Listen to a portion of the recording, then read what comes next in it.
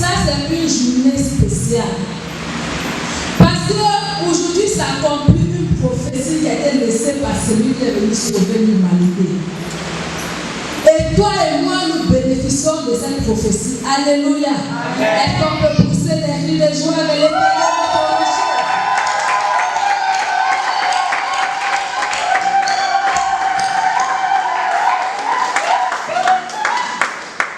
Amen.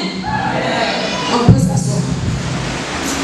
Bien-aimés frères et sœurs de la paroisse de Jérusalem, aujourd'hui, 19 mai 2024, l'Église méthodiste unie nous a donné 3 textes, à savoir le livre de Joël, chapitre 2, les versets 23 au verset 31.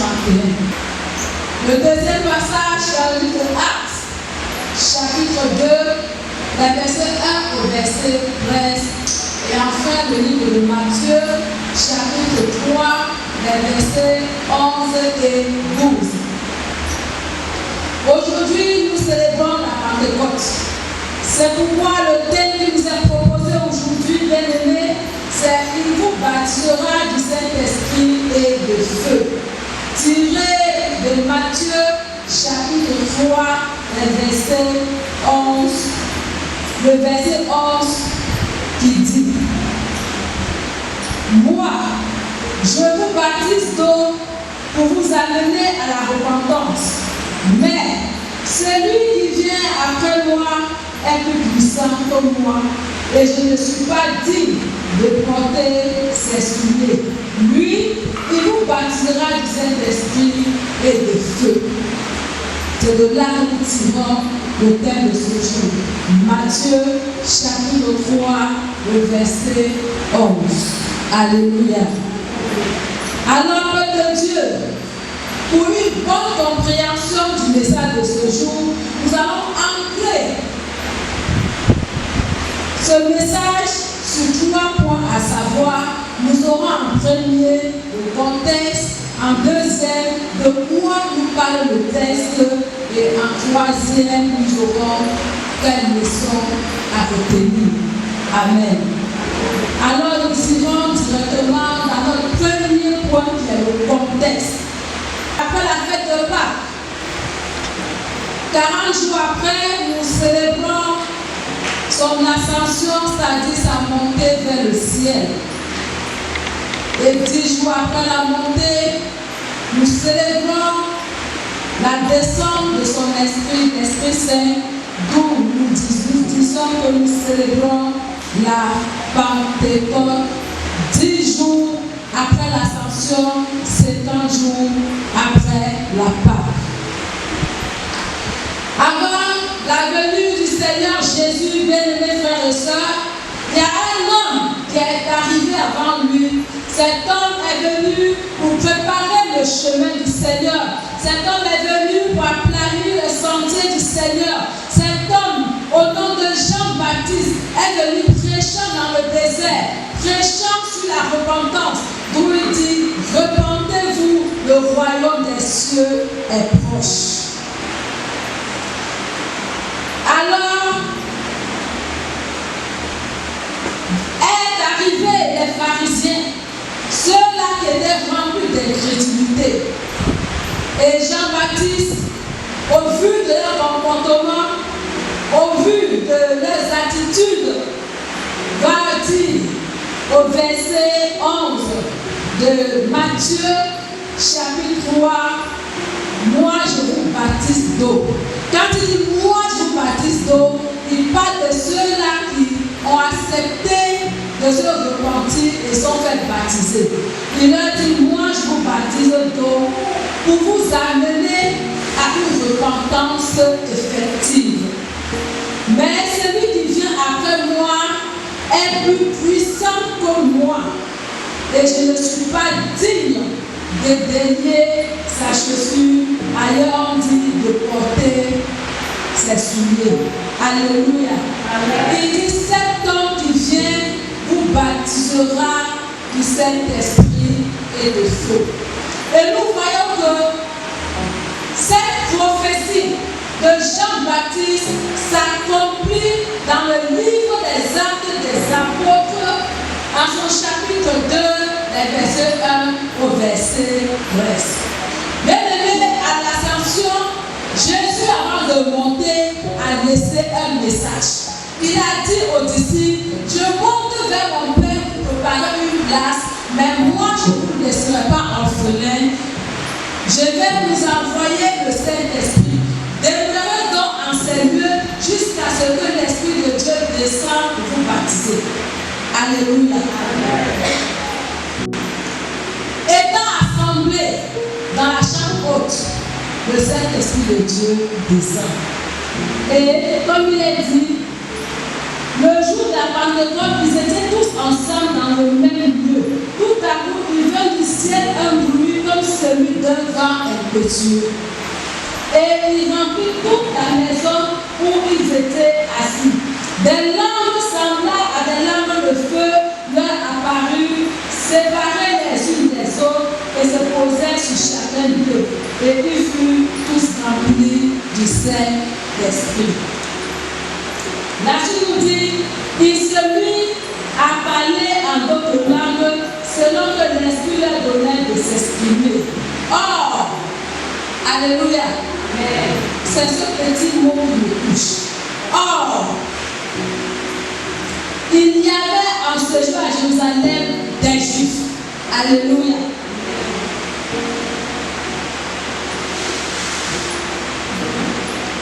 On dit des Juifs et on précise encore des hommes pieux de toutes les nations qui sont sous le ciel. Au bruit qui est lieu, la multitude accourut et elle fut confondue parce que chacun entendait parler dans sa propre langue. Alléluia. Est-ce qu'on ne voit pas ce que cela signifie? C'est-à-dire, moi, par exemple, je suis baptisable. Alléluia.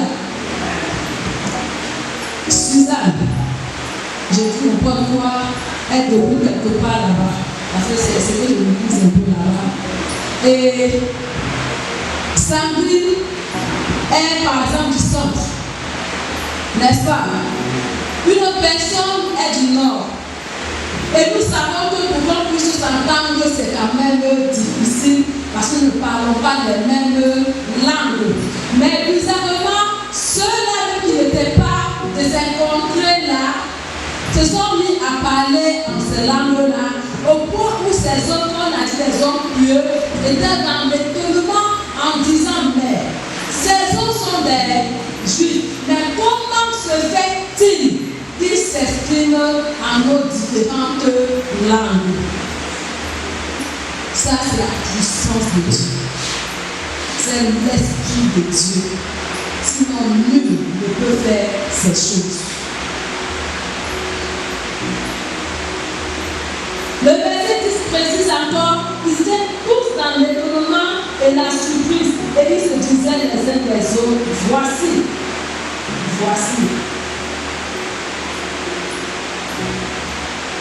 Plusieurs doctrines sont citées dans ce passage.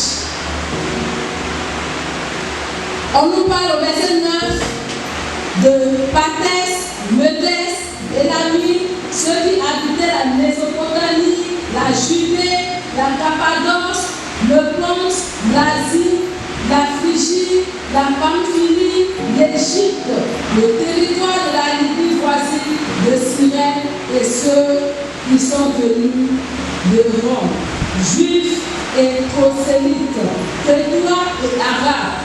Comment les entendons-nous parler dans nos langues des merveilles de Dieu? Alors, comme toujours, il y a des incrédules partout. Voilà que d'autres disent qu'on n'aime pas des merveilles de Dieu. Il y a d'autres qui vont dire ces hommes-là sont sous. Voilà. Comment peux-tu entendre quelqu'un qui parle dans ta langue alors qu'il ne parle de chez toi? Quelqu'un que tu sais qu'il ne parle pas ta langue, subitement il se met à parler ta langue et tu dis qu'il est sourd. Est-ce que c'est normal? Est-ce que cela est non possible? Non. Bien aimé, nous remarquons que l'expérience Pentecôte revêt deux facettes. Être embrasé par le feu et ensuite être rempli du Saint-Esprit. Dans ce passage de Acte 2, il nous est précisé que des langues de feu se posaient sur chacun d'eux et c'est uniquement après cela qu'ils furent tous remplis du Saint-Esprit. Alors, la question qui nous est posée, c'est quoi le baptême du Saint-Esprit et l'Esprit? C'est quoi le baptême du Saint-Esprit? C'est une question qui nous est posée. Nous pouvons répondre que c'est la grâce et la vérité. C'est-à-dire, l'Esprit est la grâce et le feu est la vérité. Et les deux sont inséparables. L'un ne peut exister si l'autre est exclu. Amen. Alors, quel est donc le rôle proprement dit du Saint-Esprit dans la vie de l'homme? Le Saint-Esprit témoigne de la vérité. Il est la source du témoignage personnel et de la révélation. Le Saint-Esprit, bien-aimé, est essentiel. Le Saint-Esprit est détenteur de la prédice. C'est pourquoi nous devons apprendre à écouter et à suivre les inspirations du Saint-Esprit. Le Saint-Esprit est le consolateur et c'est lui qui peut tout nous enseigner et nous rappeler aussi toutes choses. Jean, chapitre 14, les versets 16 au verset 27. Le Saint-Esprit, frères et sœurs, rend témoignage du Père et du Fils. Jean, chapitre 15, le verset 26. Paul a décrit les fruits de l'Esprit dans le livre de Galates, chapitre 7, le verset 22. Le Saint-Esprit nous montre ce que nous devons faire. Il nous enseigne sur la vérité. Frères et sœurs, le feu du Saint-Esprit nous éclaire. Il nous révèle ainsi la nature de Dieu à travers Jésus-Christ. Il nous montre l'avenir et il nous éclaire sur le bien et le mal. Le Saint-Esprit est notre guide. Le Saint-Esprit est l'Esprit qui nous vivifie. Le Saint-Esprit est l'Esprit qui révèle en nous les choses cachées du royaume des cieux. C'est pourquoi, frères et sœurs, nous devons chercher le Saint-Esprit. Nous devons tout faire pour être revêtus du Saint-Esprit. Alléluia. Jésus-Christ déclare, la Bible déclare dans le livre de Luc, en chapitre 4, que Jésus, après son baptême, lorsqu'il revenait du Jourdain, était revêtu de la puissance de Dieu et il était rempli du Saint-Esprit. C'est pourquoi, lorsque le diable est venu le tenter, il n'a pas pu. Frère, le Saint-Esprit nous protège du monde physique et du monde spirituel. Alors, pour avoir le Saint-Esprit en nous, nous devons déjà accepter le Seigneur pour entrer dans la nouvelle naissance et accepter d'être baptisés. Non seulement de recevoir le baptême d'eau, nous devons également être baptisés du Saint-Esprit et du feu. Amen. Cette promesse de la vie du Saint-Esprit dans nos vies bien-aimées n'est pas une promesse qui date seulement du Nouveau Testament. Alléluia. Est-ce que ce que je dis, on comprend? Pour que nous puissions aller en mission, frères et sœurs, nous avons besoin de l'Esprit de Dieu parce que l'Esprit de Dieu nous rend comment efficace dans l'œuvre. Joël, dans son chapitre 2, les versets 28 au verset 32 avait déjà prophétisé. Lorsqu'il disait, dans le verset 28, après cela, je répandrai mon esprit sur toute chair. Vos fils et vos filles prophétiseront. Vos vieillards auront des songes et vos jeunes gens des visions. Même sur les serviteurs et sur les servantes, dans ces jours-là, je répandrai mon esprit. Je ferai paraître des prodiges dans les cieux et sur la terre. Alléluia.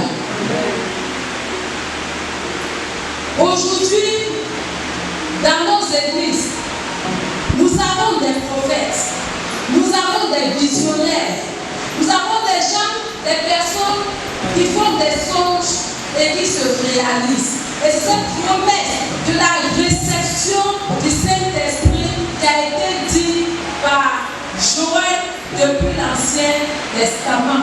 Bien-aimés, si dans nos églises, frères et sœurs, nous prophétisons avec l'esprit de la Pentecôte, cela amènera les païens à savoir que c'est le Dieu Tout-Puissant qui parle.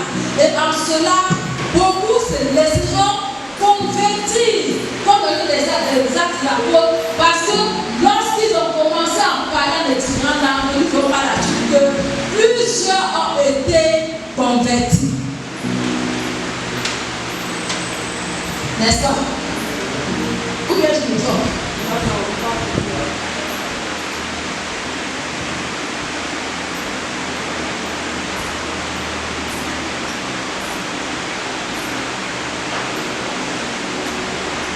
Dans la suite du verset 30, je ferai paraître des prodiges dans les cieux et sur la terre, du sang, du feu et des colonnes de fumée.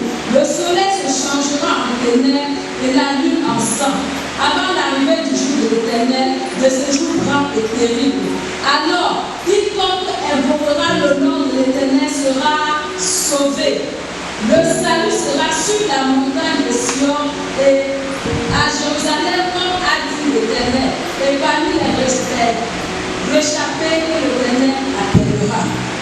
Nous verrons que pour toi, qui n'aurais pas accepté le Seigneur, pour toi, qui n'aurais pas reçu le baptême du Saint-Esprit, fais attention, parce qu'au jour J, laisse-moi te dire que le jour du jugement, le Seigneur va te condamner. Amen. Et c'est la même chose que Jean-Baptiste a dit dans Matthieu chapitre 3, le verset 12. Bien-aimés, pendant que nous vivons, nous devons nous conformer aux ordonnances de l'Éternel. Et pour qu'on puisse marcher avec sagesse, avec intelligence, comme il a été dit, que nous devons chercher premièrement le royaume. Il n'y a que le Saint-Esprit de Dieu qui peut nous conduire à marcher selon les commandements de Dieu, afin qu'au dernier jour, que nous puissions nous aussi être appelés les héritiers véritables du Seigneur. Alors, qu'est-ce que nous pouvons donc retenir en cette journée de la Pentecôte? Comme premier essor, lorsque Jean le Baptiste a annoncé Jésus comme étant le Christ, il s'est écrié: moi, je vous baptise d'eau pour vous amener à la repentance. Mais celui qui vient après moi est plus puissant que moi. Lui, il nous baptisera du Saint-Esprit et de feu. Jean le Baptiste a donc annoncé un autre baptiste, Jésus le Baptiste. Car ce Jésus peut nous baptiser du Saint-Esprit et de feu. Nul autre, aucun prophète ne peut nous baptiser du Saint-Esprit et de feu si ce n'est que le Seigneur Jésus seul et lui seul. Deuxième leçon. Le Saint-Esprit est une personne. C'est ce que nous devons déjà retenir. Le Saint-Esprit est une personne. Le Dieu lui-même a l'action. C'est pourquoi Jésus l'appelle la promesse du Père, le consolateur, celui qui est comme nous, celui que les avant d'aller en mission pour Jésus. Troisième leçon, bien-aimé, il est vital pour nous de recevoir le Saint-Esprit pour pouvoir guérir les malades, pour chasser les démons, pour prier efficacement et pour que notre ministère également soit un ministère de vérité. Pour conclure le message de ce matin, dans le livre de Jean, chapitre 15, le verset 5, la Bible dit que il est le seul et nous sommes des savants. Si tu demeures en lui, lui demeure en toi et tu porteras beaucoup de fruits. C'est pourquoi de tout ce que nous devons faire, de tout ce que nous devons entreprendre, bien aimé, nous devons toujours nous référer à l'Esprit Saint, car sans l'Esprit Saint, nous ne pouvons rien faire. Bien aimé, le thème dit, il vous baptisera du Saint-Esprit et de feu. Que le Seigneur, ce matin, renouvelle son alliance avec nous, il nous rebaptise encore du Saint-Esprit et de feu, afin que nous soyons pleinement remplis de sa mission ici-bas, au nom de Jésus, notre Seigneur. Amen. Amen.